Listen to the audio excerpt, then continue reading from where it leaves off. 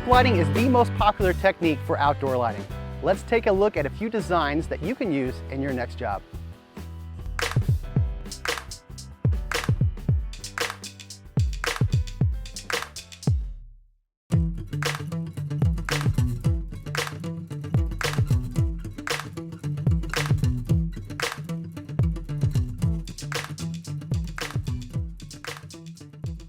So John, when you come up to a new site, such as this, what's going through your head when you try to figure out a design?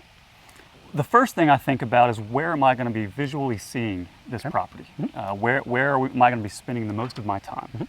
From that area, I want to create a beautiful backdrop, a beautiful area to look at. Tell me what you have in this situation here. Yeah, in this island, we have a few things going on. The first thing we did with the boulders, we used the PB wall wash light. The PB wall wash light puts out a softer, wider light. And we thought that'd be perfect for the boulders. Now, why not use a typical spotlight in front of each boulder? The uplight or a traditional NP, it'd be too harsh of light for that boulder. It would be. It would be. I really love the wide spread of the PB. It gives a very clean and consistent wash of the boulders. Now, what proximity do you have them installed at? It really depends on the size of the boulder and the light you're trying to get on the boulder. So what's your general rule of thumb? On these size boulders, on the smaller side, we go about 12 to 18 inches. In some areas where the island bed cuts out, we have to put the wall wash light a little closer to the boulder, which is okay. It still puts off a fantastic light. But in an area where you can't, you just got to go as far as you can. I gotcha.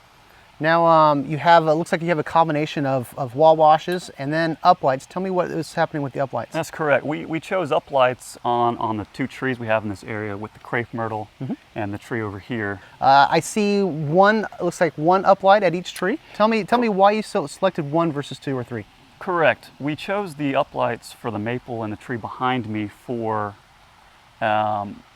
they're a little bit sharper of a light, and they really illuminate the trees very nicely. And the placement of the fixtures, we're trying to focus on illuminating this area from our point over this way. We have the walkway here, and when you're walking or you're driving down the driveway, it really shows this area very nicely. Yeah, it does. And what I especially like about this area is you do not have a lot of competing light sources. Correct. Therefore, you do not always need 3 fixtures around each tree when one light is sufficient without that competing light source. Exactly correct, yeah.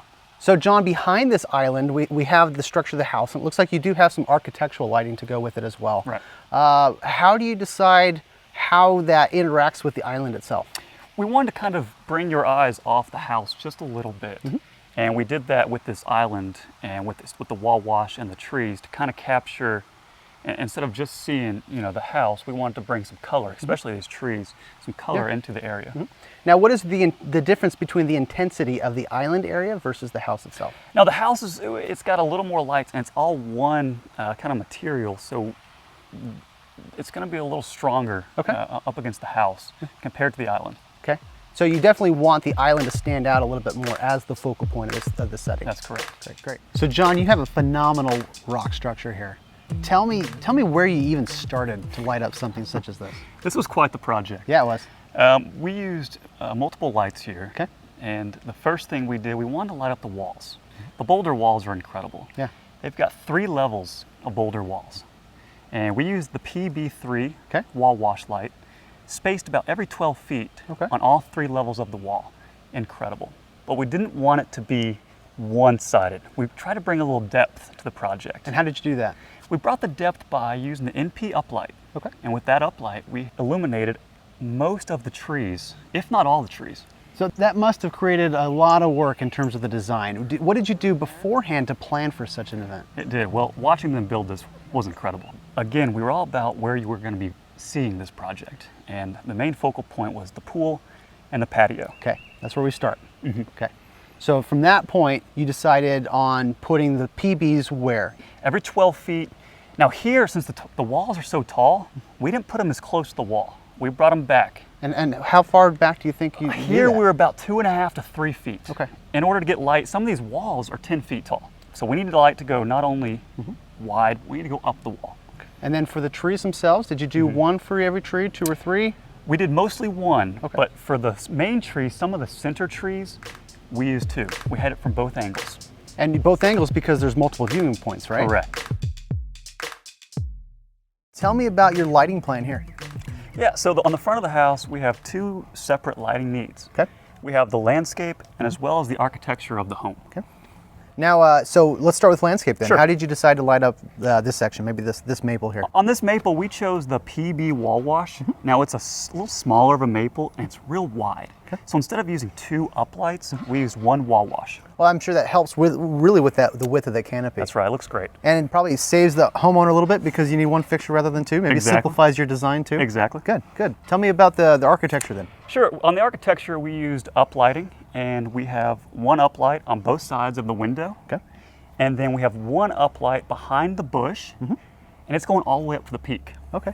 Well, focusing on that really probably takes the light out of the window, is that right? That's correct. We strategically put the uplight behind the bush to kind of guard the window from the light. Interesting. Now what happens as that bush grows? Right. What we would like to do when the bush grows is come in with a 12-inch riser to get the light above the bush and back up to the peak. That makes sense. That makes really the light pretty consistent, I would think, around the stonework and kind of keeping the light out of the window itself. That's right.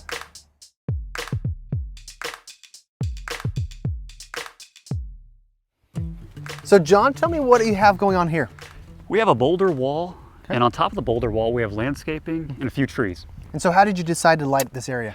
The wall, we use the PB wall wash. Yeah. We wanted more texture on the wall. Okay. So we used it 2 feet. The further you go out, you lose that little bit of texture. Okay, so close to the wall, lots of texture, farther from the wall, what, a very flat Yeah, you start look to to it? flatten out your wall a little bit. Okay. Which is a fine look. Sure, so what about the trees here? The trees, we use the uplighting, and our viewing angle is from over here. So of course we used one uplight going up the tree. Yeah.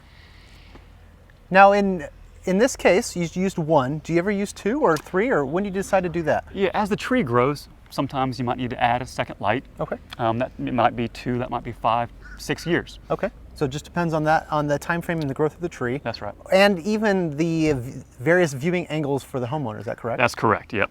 Now, what about the pruning of the tree? Is that important? Yeah, as the foliage grows, it sometimes blocks the light. We always recommend the homeowner prune maybe once or twice a year.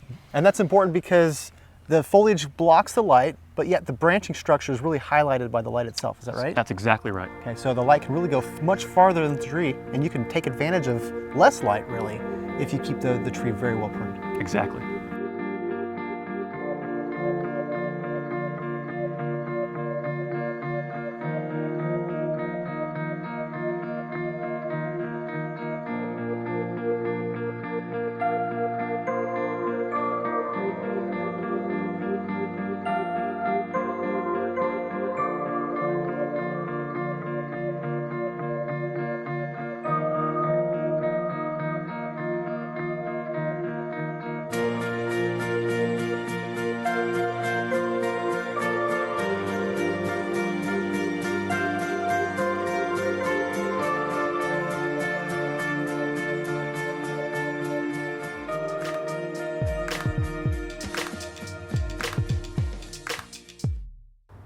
Uplighting is the most dramatic type of landscape lighting. Let's review some basics. Trees are traditionally illuminated with uplights, with a special focus to ensure all areas of the tree are highlighted from the necessary viewing areas. Use long shrouds or hex baffles when the light source is visible to your general audience. Focus on lighting the trunk and branching structure of a tree instead of the leaves. Always ensure that the tree is properly pruned. Wall washes are a great option for shrubs, walls, and boulders. To add light while hiding the fixture, use in-grade lights. Don't forget to highlight the architectural features of a house. Uplights are the most impactful way to bring color into a landscape. By adding a few colors, uplights can create fun looks and themes. I hope you learned some new techniques for uplighting, the most popular form of lighting that we see today. For more information, go to fxl.com.